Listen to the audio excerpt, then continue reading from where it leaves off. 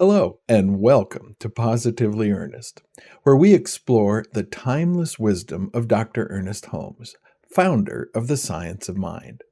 I'm Gary Takesian, your guide on this journey of what I like to call consciousness renovation, which we do by examining our old beliefs and replacing them with new ways of thinking that help us create the fulfilling life we desire.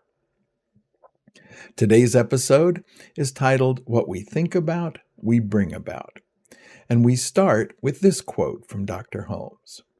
We are all immersed in the atmosphere of our own thinking, which is the direct result of all that we have ever said, thought, or done. All right, so let's unpack what Dr. Holmes is saying here. He teaches us that our thoughts create a mental world that we live in. And he invites us to recognize the profound influence of this lifelong collection of thoughts on how we interact with the world around us. You can think of this body of thoughts as producing our worldview, likes and dislikes, and how we relate to and treat other people. And in that context, you can see how it would literally dictate the quality of our life experience. Dr. Holmes also teaches us that we are drawn towards those things in life that we mentally embody. And that means that we will always attract to us in life those things that resonate with what occupies the majority of our thinking. And that circles around back to today's title, What We Think About, We Bring About. So how do we apply this in our daily lives? Well, our first step is to understand that we are not locked into a fixed way of thinking, that our thoughts are not cast in concrete. They can be changed.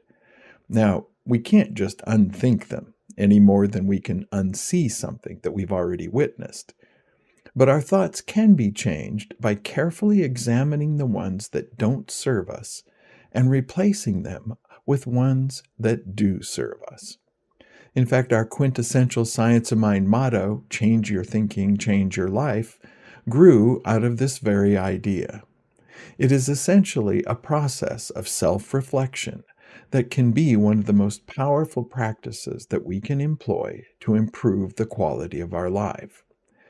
One of the ways that I've made sense of this mental atmosphere idea is by using a photography metaphor. I look at my mental atmosphere as acting like a filter on the lens through which I view the world. Unlike a camera, though, I can't completely remove the filter because the filter is there all the time. But I know that I can change the quality of the images I see by examining the filter's components, which are namely the thoughts it contains, and then making the necessary changes. So once we grasp this idea that the sum total of our thoughts make up this filter, and that it lets in only what matches our existing values, we can then begin to see that old thoughts and beliefs may be filtering out things that could be of real value to us. And the same filter may be letting in things that no longer serve us. So I find that when I reframe abstract concepts by using metaphors like mental atmosphere and thought filters, I can more easily understand and come up with solutions that make a positive difference in how I interact with life. I'd love to hear your feedback on this. Does this idea of having a thought atmosphere resonate with you? Can you relate to it as a way to help you gain insight in your daily life?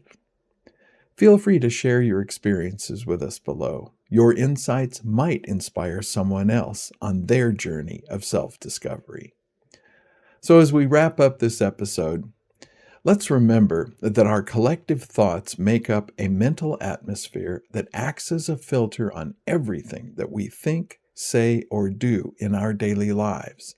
And we, as individuals, have the power to shape our thinking to create the best lives possible. Thanks for joining us for this episode of Positively Ernest from Vida Spiritual Learning Center. If you found this meaningful, we'd love to hear from you.